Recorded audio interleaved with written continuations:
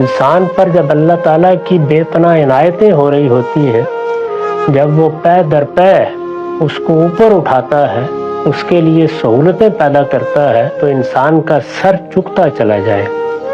وہ کسی کامیابی کو کبھی اپنی صلاحیت یا اپنی کسی مہارت کا نتیجہ نہ سمجھے، وہ اس کو اللہ ہی کی کرم نوازی قرار دے۔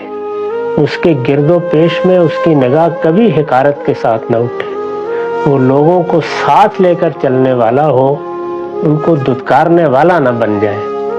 اسی کو اللہ کے پیغمبر نے بیان کیا کہ جب کسی انسان کے ساتھ کسی حق کی طرف توجہ دلاتے ہوئے اس رویے سے سابقہ پیش آ جائے کہ بات کرنا مشکل ہو جائے، تو اس کا مطلب یہ ہے کہ استکبار نے اپنی جڑ پکڑ لی ہے، اور جب اس کے لب و لہجے میں اور اس کے طرز عمل میں دوسروں کے لیے حقارت آ جائے، تو یہ سمجھ لیجئے کہ وہ اپنی بربادی کا اہتمام کر رہا ہے۔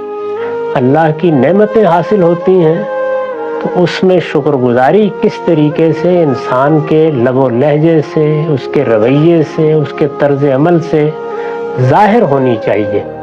اس کے ظاہر میں بھی اور باطن میں بھی اس کے روئے روئے کو شکر گزاری کے جذبے سے سرشار رہنا چاہیے۔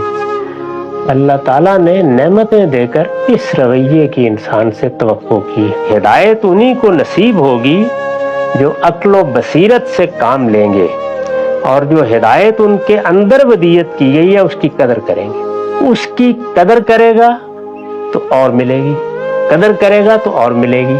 اور قدر کیا ہے؟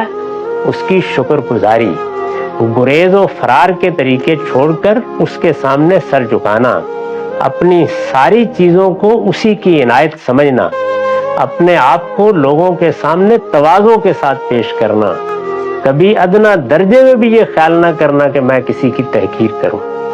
انسانوں کو وہ جگہ دینا جس کے لیے اللہ تعالیٰ نے ہدایت فرمائی ہے، اور اخلاقیات میں اس اصول کو پیش نظر رکھنا کہ اپنے لیے وہی پسند کرو جو تم دوسروں کے لیے کرتے ہو، اور دوسروں کے لیے وہی پسند کرو جو اپنے لیے کرتے ہو۔